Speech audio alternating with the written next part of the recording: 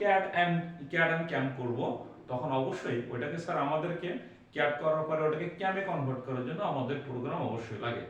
ঠিক আছে? তো প্রোগ্রামটা আসলে আমরা ওইভাবে কিন্তু খুব ডেভেলপ করতে পারি না, কারণ আমরা কিন্তু প্রোগ্রাম মাত্র একবারই পেয়ে থাকি। আর সচরাচর আমরা যেগুলো প্র্যাকটিস করার সুযোগ পাই তখনই আমরা একটু হয়তো বা দেখতে পারি, তাছাড়া কিন্তু আমরা ওইভাবে কিন্তু প্রোগ্রাম শেয়ার খুব এক্সপার্ট হয়ে উঠতে পারি না। তো এই যে সাবজেক্টটাকে আমাকে পাস করার জন্য আমাদের খুবই কষ্ট করতে হয়। এই জন্য আপনাদের কষ্ট কমানোর জন্য আমি আপনাদেরকে জাস্ট প্রোগ্রাম মানে রচনামূলক থেকে যে প্রোগ্রাম আসবে সেগুলো নিয়ে একটু আলোচনা করব, এবং আশা করবো স্যার আমার এই যে আজকে যে আলোচনা থেকে আশা করা যায় আপনাদের 3টা থেকে 4টা প্রোগ্রাম ইনশাআল্লাহ আপনাদের কমন থাকবে।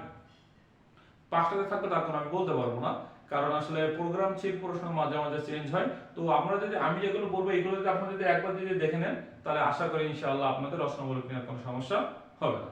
ওকে, তো ঠিক আছে স্যার, দেখেন আমরা টোটাল আপনার যে বই আছে আপনাদের বইয়ের ম্যাক্সিমাম দেখবেন 6, 7 এবং 8 যাদের প্রোগ্রামিং সি আছে, আর যাদের পাইথন প্রোগ্রাম আছে পাইথন প্রোগ্রামের কিন্তু একই রচনামূলক সাজেশন এইটাই যে আমাদের প্রথমত কথা হচ্ছে আমাদের যে প্রোগ্রামিং সি আছে ওই বইয়ের 6, 7 এবং 8 এই অধ্যায়গুলোতে কিন্তু আমাদের কিন্তু প্রোগ্রাম আছে। আমরা এই অধ্যায়গুলো থেকে একটু আমরা প্রোগ্রামগুলো একটু দেখে নিব, ঠিক আছে?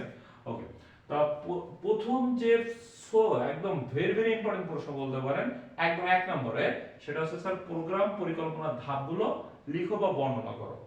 মানে কি করে প্রোগ্রাম করতে হয় এর প্রোগ্রাম পরিকল্পনার ধাপগুলো বর্ণনা করতে হবে, সেটা হচ্ছে 1 নম্বর যে প্রশ্ন যেটা আছে ওটা। 1 নম্বর প্রশ্নটা কিন্তু আমাদের ভেরি ভেরি ইম্পর্টেন্ট, ঠিক আছে? ভেরি ভেরি ইম্পর্টেন্ট স্যার, এটা কিন্তু আসবে, হয় সংক্ষিপ্ত না হয় রচনামূলকে অবশ্যই আসবে। এবং প্রথম অধ্যায় থেকে কিন্তু আরো কিছু প্রশ্ন আসবে যেগুলো আমি বলে দিই সংক্ষিপ্ত আকারে। সেটা হচ্ছে স্যার অ্যালগরিদম এবং ফ্লোচার্ট। অ্যালগরিদম মানে আপনাকে বলতে পারে ত্রিভুজের ক্ষেত্রফল নির্ণয়ের অ্যালগরিদম লিখো বা ফ্লোচার্ট লিখো, ঠিক আছে? বা অ্যালগরিদম এবং ফ্লোচার্ট কাকে বলে?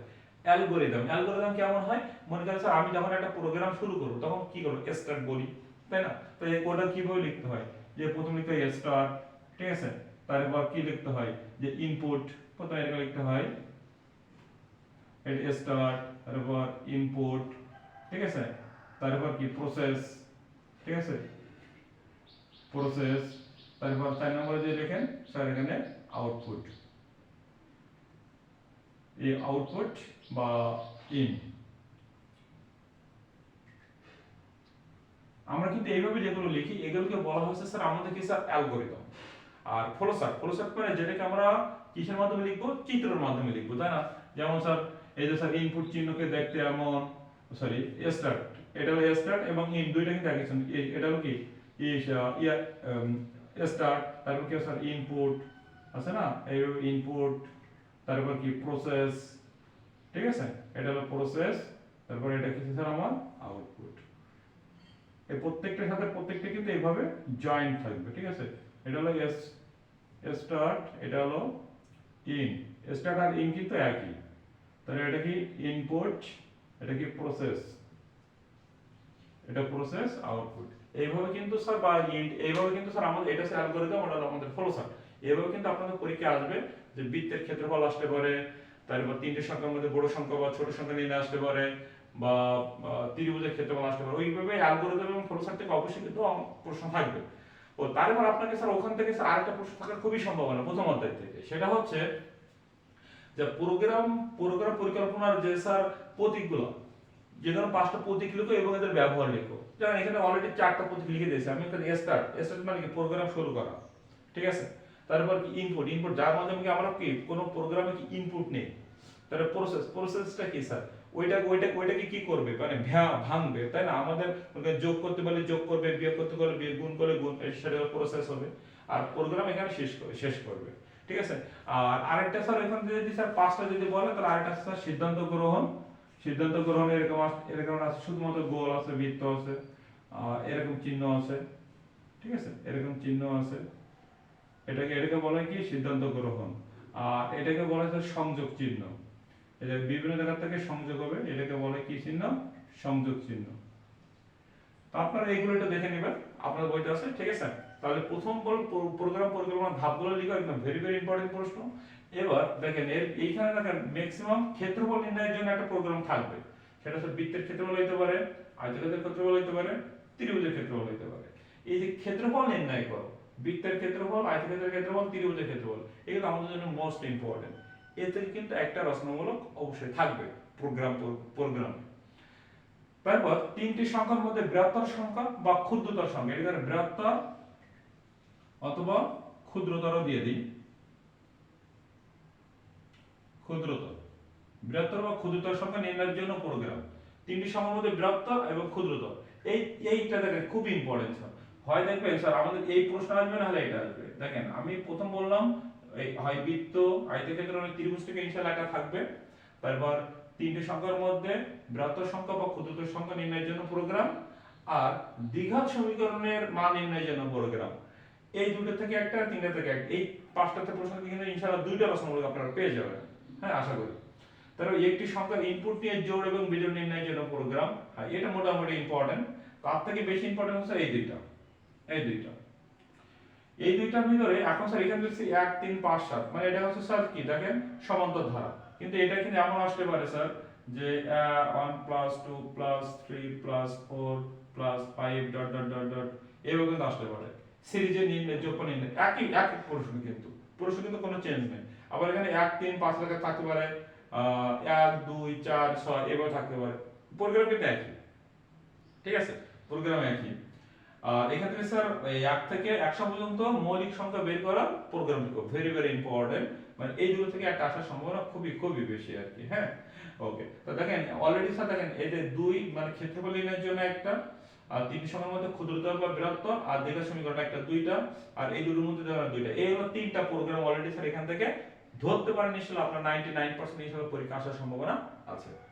আচ্ছা, এরপর আছে স্যার একটি সংখ্যার ইনপুট নিয়ে জোড় এবং বিজোড় নির্ণয় করার জন্য প্রোগ্রাম, হ্যাঁ এটা কিন্তু ইম্পর্টেন্ট, খুব বেশি, তারপরেও খুব বেশি না, তারপর এটা অবশ্যই পড়তে হবে। আর লিনিয়ার এবং নন লিনিয়ার এর নির্ণয়ের প্রোগ্রাম, আর সেন্টিগ্রেড তাপমাত্রার মধ্যে ফারেনহাইট রূপান্তরের প্রোগ্রাম। তার মানে এই তিনটা, হ্যাঁ এই তিনটা মোটামুটি, এই তিনটা যদি আপনারা স্কিপ যদি করেন সমস্যা নাই, কিন্তু এইগুলোকে আপনি আর স্কিপ করতে পারবেন না, এইগুলোকে আপনার অবশ্যই করতে হবে। এইটা হচ্ছে স্যার আপনাদের রচনামূলক। আমি এইখান থেকে স্যার ধরি এই তিনটা যদি বাদ দেই তাহলে 5, আর যদি বাদ দেই তার মানে 11টাতে তিনটা যদি বাদ হয় তাহলে থাকলো 8টা। এই 8টা যদি আপনারা যদি করতে পারেন মোটামুটি, মানে এই 5 10 আর 11 ধরেন এই তিনটা বাদ দিয়ে দিলাম, কিন্তু বাদ দেওয়া যাবে না, এগুলো একটু দেখে নিতে হবে, এর ভিতর থেকে আসতে পারে, কারণ ইম্পর্টেন্ট বিধায় আমি দিয়েছি এখানে। ধরেন এই তিনটা বাদ দিয়ে যেতে বাদ যদি দেওয়া হয় তারপরও কিন্তু স্যার এই 8টার ভিতরে মিনিমাম হলে আপনার তিনটা রচনামূলক কিন্তু আপনার পরীক্ষায় থাকবে ইনশাআল্লাহ, ঠিক আছে। আর এটা যদি এই তিনটা যদি পড়তে পারেন তাহলে এইখানে যেটা আসে এর থেকে আপনি মিনিমাম 4টা তো রচনামূলক অবশ্যই পাবেন এই প্রোগ্রামের ভিতর থেকে, ঠিক আছে। তো এ বাদও স্যার আপনাদের কিছু প্রশ্ন পড়া লাগবে, যেমন স্যার আপনাদের প্রোগ্রাম আসবে পরীক্ষায় 4টা আসার সম্ভাবনা সবথেকে বেশি, না হলে 3টা আসবে, যে 3টা আসলে এই ভিতর থেকে আসবে, 4টা আসলে এর ভিতর থেকে আসবে ইনশাআল্লাহ। তো এটা হচ্ছে রচনামূলক সাজেশন।